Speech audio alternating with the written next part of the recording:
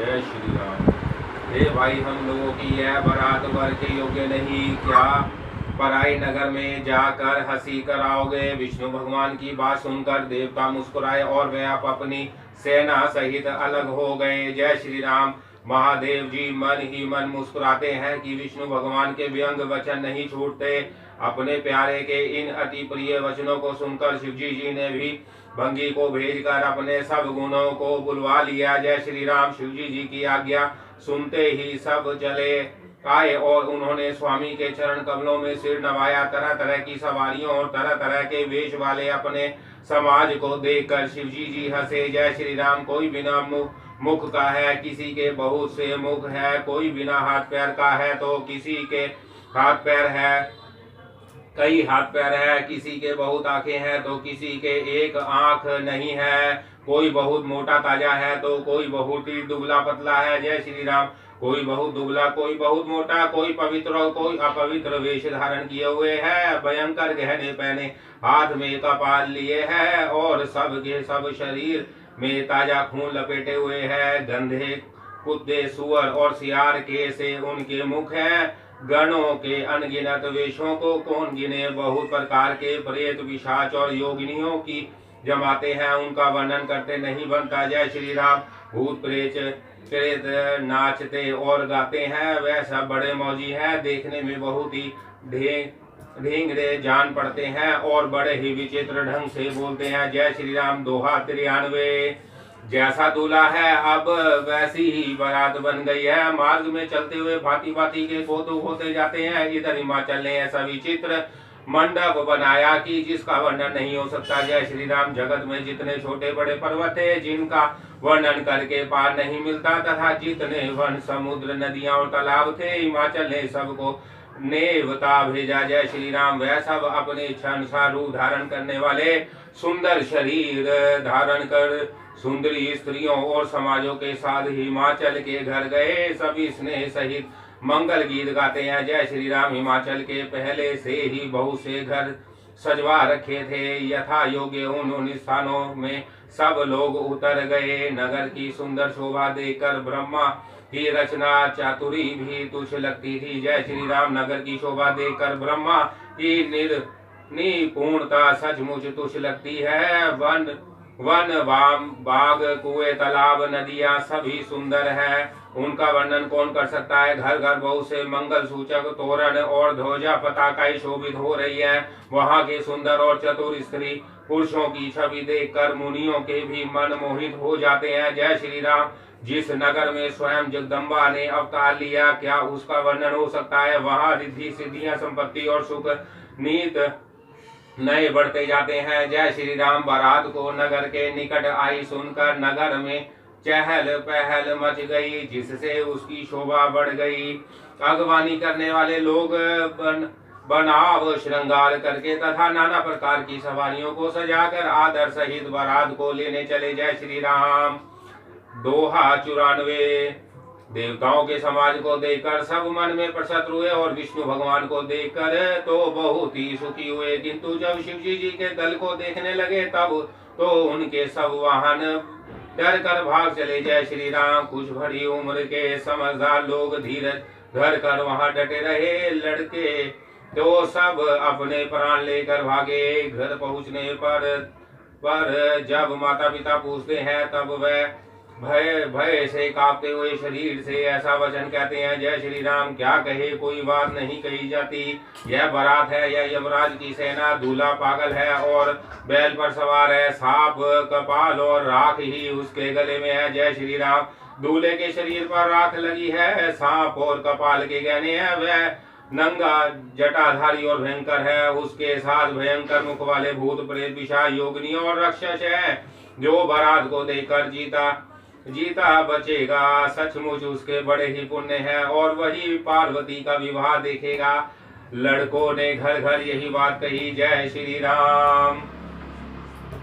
महेश्वर का समाज समझकर सब लड़कों के माता पिता मुस्कुराते हैं। उन्होंने बहुत तरह से लड़कों को समझाया कि निडर हो जाओ, डर की कोई बात नहीं।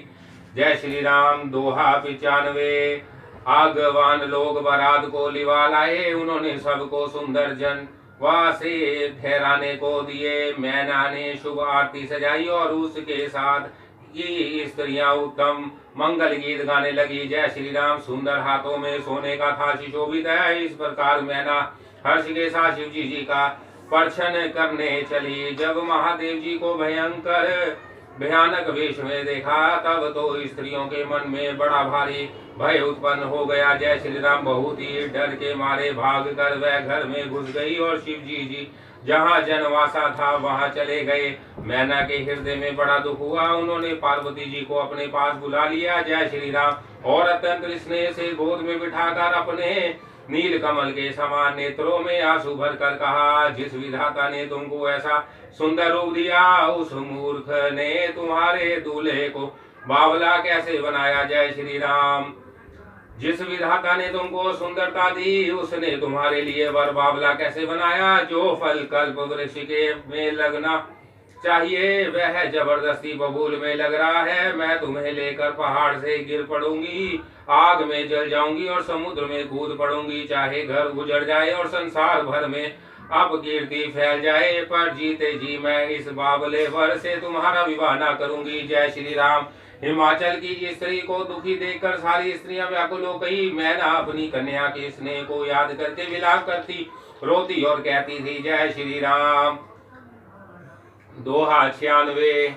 मैं नारद का क्या बिगाड़ा था जिन्होंने मेरा बसता हुआ घर उजाड़ दिया, और जिन्होंने पार्वती जी को ऐसा उपदेश दिया कि जिससे उसने बावले वर के लिए तप किया। जय श्री राम। सचमुच उनके ना किसी का मोह है, ना माया है, ना उसके धन है, ना घर है और ना स्त्री ही है। वह सबसे उदासीन है, इसी से वह दूसरे का घर उजाड़ने वाले हैं। उन्हें ना किसी की लाज है, ना डर है। भला बांझी स्त्री प्रसव की पीड़ा को क्या जाने। जय श्री राम। माता को विकल देकर पार्वती जी विवेक युक्त कोमल वाणी में बोली, हे माता, जो विधाता रच देते हैं वह टलता नहीं, ऐसा विचार कर तुम सोच मत करो। जय श्री राम।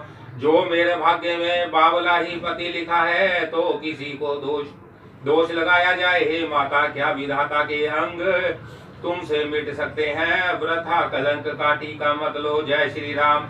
हे माता, कलंक मत लो, रोना छोड़ो, यह अवसर विषाद करने का नहीं। मेरे भाग्य में जो दुख सुख लिखा है उसे मैं यहाँ जाऊंगी वहीं पाऊंगी। पार्वती जी के ऐसा विनय भरे कोमल वचन सुनकर सारी स्त्रियां सोच करने लगी और भांति भांति से विधाता को दोष देकर आंखों से आंसू बहाने लगी। जय श्री राम। इस समाचार को सुनते ही हिमाचल उसी समय नारद जी और सप्तऋषियों को साथ लेकर अपने घर चले। जय श्री राम। 297।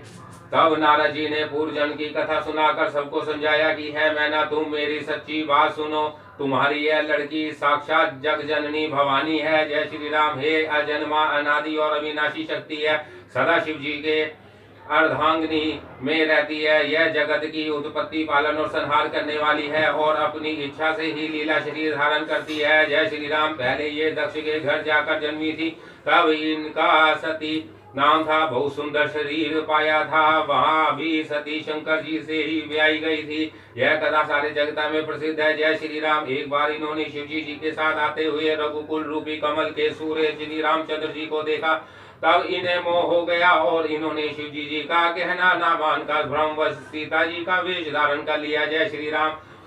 सती जी ने जो सीता का वेश धारण किया, उसी अपराध के कारण शंकर जी ने उनको त्याग दिया। फिर शिव जी के वियोग में यह अपने पिता के यज्ञ में जाकर वही योगनी में भस्म हो गई। तब उन्होंने तुम्हारे घर जन्म लेकर अपने पति के लिए कठिन तप किया, ऐसा जानकर संदेह छोड़ दो। पार्वती जी तो सदा ही शिव जी की प्रिय है। जय श्री राम। तब नारद के साथ सुनकर सबका विषाद मिट गया और क्षण भर में यह समाचार सारे नगर में घर घर फैल गया। जय श्री राम। दोहा 98। तब मैना और हिमवान आनंद में मग्न हो गए और उन्होंने बार बार पार्वती चरणों की वंदना की। स्त्री पुरुष बालक युवा और वृद्ध नगर के सभी लोग बहुत प्रसन्न हुए। जय श्री राम। नगर में मंगल गीत गाए जाने लगे और सब ने भांति भांति के सुवर्ण के कलश सजाए। पाक शास्त्र में जैसी रीति है उसके अनुसार अनेक भांति की ज्यो नार हुई। जय श्री राम। जिस घर में स्वयं माता भवानी रहती हो वहां की ज्यो नार का वर्णन कैसे किया जा सकता है। हिमाचल ने आदर पूर्वक सब बरातियों को, विष्णु ब्रह्मा और सब जाति के देवताओं को बुलाया। जय श्री राम। भोजन की बहुत सी पढ़ते बैठी चतुर रसोइये परोसने लगे। स्त्रियों की मंडलियां देवताओं को भोजन करते जानकर कोमल वाणी से गालियां देने लगी। जय श्री राम। सब सुंदरी स्त्रियां मीठे स्वर में गालियां देने लगी और व्यंग भरे वचन सुनाने लगी। देवगण विनोद सुनकर बहुत सुख अनुभव करते हैं, इसलिए भोजन करने में बड़ी देर लगा रहे हैं। भोजन के समय जो आनंद बढ़ा वह करोड़ों मुख से भी नहीं कहा जा सकता। सबके हाथ मुंह धुलाकर पाँव दिए गए। फिर सब लोग जो जहां ठहरे थे वहां चले गए। जय श्री राम। फिर मुनियों ने लौटकर हिमवान को लगन सुनाई और विवाह का समय देखकर देवताओं को बुला लिया।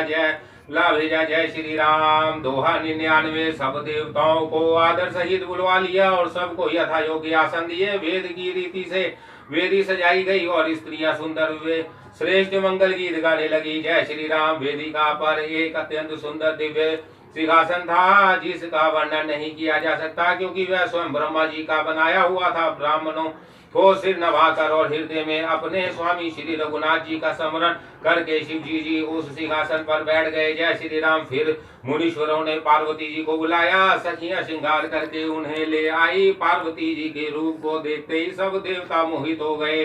संसार में ऐसा कवि कौन है जो उस सुंदरता का वर्णन कर सके। जय श्री राम। पार्वती जी को जगदम्बा और शिव जी की पत्नी समझकर देवताओं ने मन ही मन प्रणाम किया।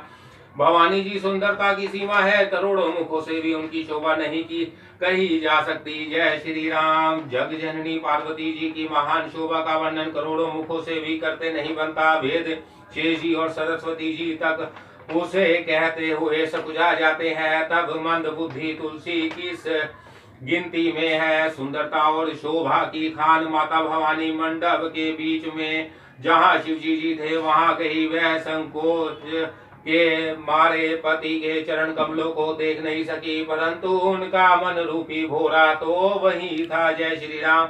मुनियों की आज्ञा से शिव जी और पार्वती जी ने गणेश जी का पूजन किया। मन में देवताओं को आनंदित समझकर कोई इस बात को सुनकर शंका ना करे। जय श्री राम।